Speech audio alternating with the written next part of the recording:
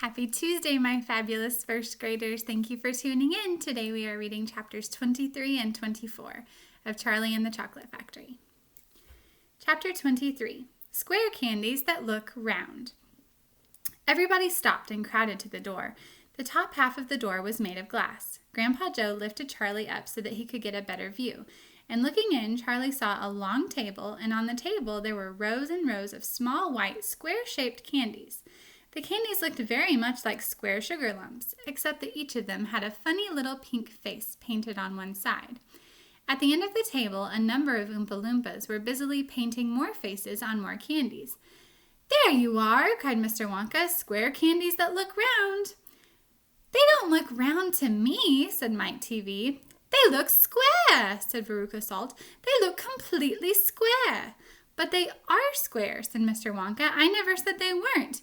"You said they were round," said Veruca Salt. "I never said anything of the sort," said Mr. Wonka. "I said they looked round." "But they don't look round," said Veruca Salt. "They look square." "They look round," insisted Mr. Wonka. "They most certainly do not look round," cried Veruca Salt. "Veruca, darling," said Mrs. Salt, "pay no attention to Mr. Wonka. He's lying to you." "My dear old fish," said Mr. Wonka, "go and boil your head." "How dare you speak to me like that?" shouted Mrs. Salt. "Oh, do be quiet," said Mr. Wonka. "Now watch this." He took a key from his pocket and unlocked the door and flung it open. And suddenly, at the sound of the door opening, all the rows and rows of little square candies looked quickly round to see who was coming in. The tiny faces actually turned toward the door and stared at Mr. Wonka. "There you are," he cried triumphantly. "They're looking round. There's no argument about it. They are square candies that look round." "By golly, he's right," said Grandpa Joe. "Come on," said Mr. Wonka, starting off down the corridor again. "On we go. We mustn't dawdle." "Butterscotch and buttergin," it said on the next door they passed. "Now that sounds a bit more interesting," said Mr. Salt, Veruca's father. "Glorious stuff," said Mr. Wonka. "The Oompa Loompas all adore it. It makes them tiddly. Listen, you can hear them in there now, whooping it up." Shrieks of laughter and snatches of singing could be heard coming through the closed door. "They're drunk as lords," said Mr. Wonka. "They're drinking butterscotch and soda. They like that best of all. Buttergin and tonic is also very popular. Follow me, please. We really mustn't keep stopping like this." He turned left, he turned right. They came to a long flight of stairs. Mr. Wonka slid down the banisters. The three children did the same. Mrs. Salt and Mrs. TV, the only women now left in the party, were getting very out of breath. Mrs. Salt was a great fat creature with short legs, and she was blowing like a rhinoceros. "This way," cried Mr. Wonka, turning left at the bottom of the stairs. "Go slower," panted Mrs. Salt. "Impossible," said Mr. Wonka. "We should never get there in time if I did."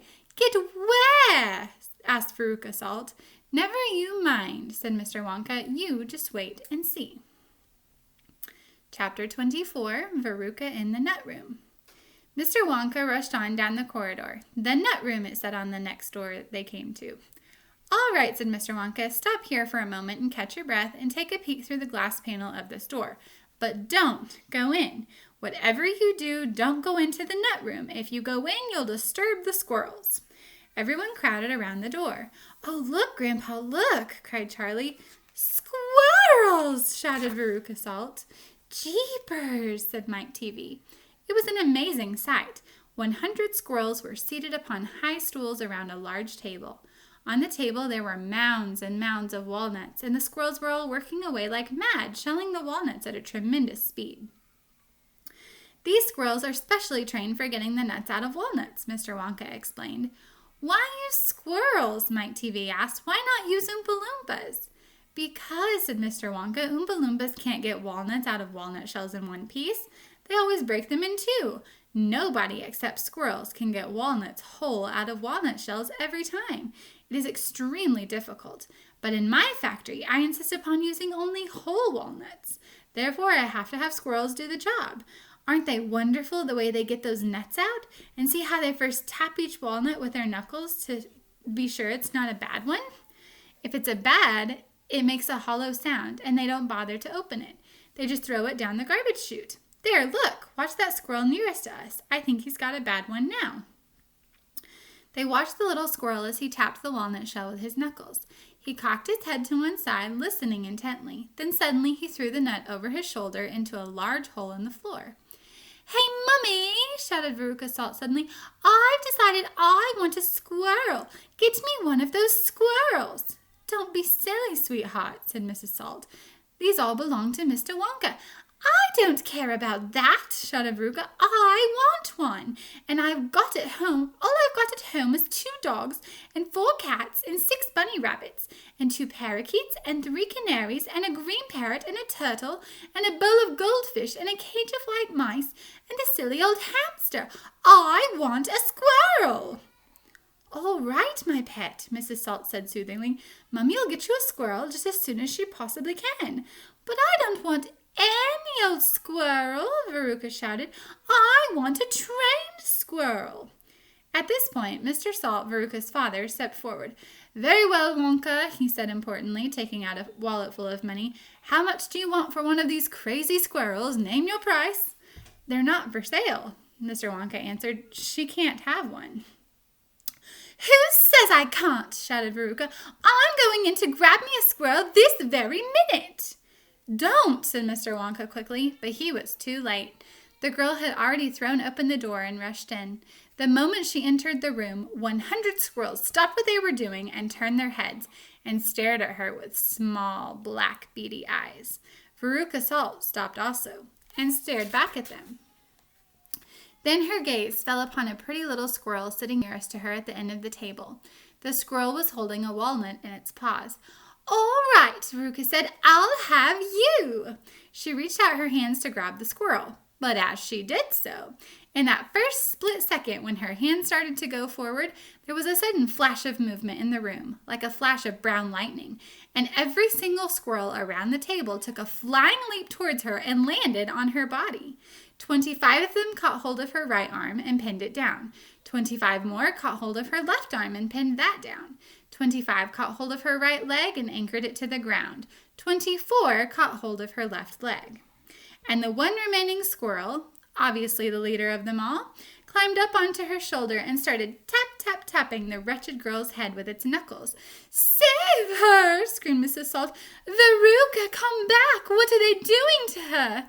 They're testing her to see if she's a bad nut, said Mr. Wonka. You watch. Veruca struggled furiously, but the squirrels held her tight, and she couldn't move. The squirrel on her shoulder went tap-tap-tapping the side of her head with his knuckles. Then all at once the squirrels pulled Veruca to the ground and started carrying her across the floor. My goodness, she is a bad nut after all, said Mr. Wonka. Her head must have sounded quite hollow. Veruca kicked and screamed, but it was no use. The tiny strong paws held her tightly, and she couldn't escape. Where are they taking her? Shrieked Mrs. Salt. She's going where all the other bad nuts go, said Mr. Willy Wonka. Down the garbage chute. By golly, she is going down the chute, said Mr. Salt, staring through the glass door at his daughter. Then save her, cried Mrs. Salt. Too late, said Mr. Wonka. She's gone. And indeed she had. But where? Shrieked Mrs. Salt, flapping her arms. What happens to the bad nuts? Where does the chute go?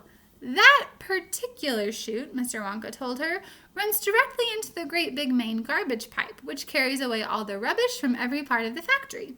All the floor sweepings and potato peelings and rotten cabbages and fish heads and stuff like that. Who eats fish and cabbage and potatoes in this factory, I'd like to know, said Mike TV. I do, of course, answered Mr. Wonka. You don't think I live on cow beans, do you? But, shrieked Mrs. Salt, where does the great big pipe go in the end? Why, to the furnace, of course, Mr. Wonka said calmly, to the incinerator. Mrs. Salt opened her huge red mouth and started to scream. Don't worry, said Mr. Wonka. There's always a chance that they've decided not to light it today. A chance, yelled Mrs. Salt. My darling Veruca, she'll be sizzled like a sausage. Right, my dear, said Mr. Salt. Now see here, Wonka, he added, I think you've gone just a shade too far this time. I do indeed. My daughter may be a bit of a frump. I don't mind admitting it, but that doesn't mean you can roast her to a crisp. I'll have you know I'm extremely cross about this. I really am. Oh, don't be cross, my dear sir, said Mr. Wonka. I expect she'll turn up again sooner or later. She may not even have gone down at all. She may be stuck in the chute, just below the entrance hole. And if that's the case, all you'll have to do is go in and pull her up again. Hearing this, both Mr. and Mrs. Salt dashed into the net room and ran over to the hole in the floor and peered in. Veruca! Shouted Mrs. Salt. Are you down there? There was no answer. Mrs. Salt bent further forward to get a closer look. She was now kneeling right on the edge of the hole with her head down and her enormous behind sticking up in the air like a giant mushroom. It was a dangerous position to be in. She needed only one tiny little push, one gentle nudge in the right place, and that is exactly what the squirrels gave her. Over she toppled into the hole, head first, screeching like a parrot. Good gracious me, said Mr. Salt as he watched his fat wife go tumbling down the hole. What a lot of garbage there's going to be today. He saw her disappearing into the darkness. What's it like down there, Angina? He called out. He leaned further forward. The squirrels rushed up behind him. Help! He shouted. But he was already toppling forward, and down the chute he went, just as his wife had done before him and his daughter. Oh, dear, cried Charlie, who was watching with the others through the door. What on earth's going to happen to them now? I expect someone will catch them at the bottom of the chute, said Mr. Wonka. But what about the great fiery incinerator? Asked Charlie. They only light it every other day, said Mr. Wonka. Perhaps this is one of the days when they let it go out. You never know. They might be lucky. Shh, said Grandpa Joe. Listen, here comes another song. From far away down the corridor came the beating of drums. Then the singing began. Veruca Salt, sang the Oompa Loompas. Veruca Salt, the little brute, has just gone down the garbage chute. And as we very rightly thought that in a case like this we ought to see the thing completely through, we've polished off her parents too. Down goes Veruca, down the drain, and here perhaps we should explain that she will meet as she descends a rather different set of friends. To those that she has left behind, these won't be nearly so refined. A fish head, for example, cut this morning from a halibut. Hello, good morning, how do you do? How nice to meet you, how are you? And then a little further down, a mass of others gather round. A bacon rind, some rancid lard, a loaf of bread gone stale and hard, a steak that nobody could chew, an oyster from an oyster stew, some liverwurst so old and gray one smelled it from a mile away, a rotten nut, a reeky pear, a thing the cat left on the stair, and lots of other things as well, each with a rather horrid smell. These are Veruca's new-found friends that she will meet as she descends, and this is the price she has to pay for going so very far astray. But now, my dears, we think you might be wondering, is it really right that every single bit of blame and all the scolding and the shame should fall upon Veruca Salt? Is she the only one at fault? For though she's spoiled, and dreadfully so, a girl can't spoil herself, you know. Who spoiled her then? Ah, who indeed? Who pandered to her every need?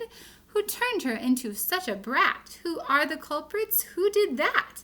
Alas, you needn't look so far to find out who these sinners are. They are, and this is very sad, her loving parents, Mum and Dad. And that is why we're glad they fell into the garbage chute as well. Thanks for listening. See you tomorrow.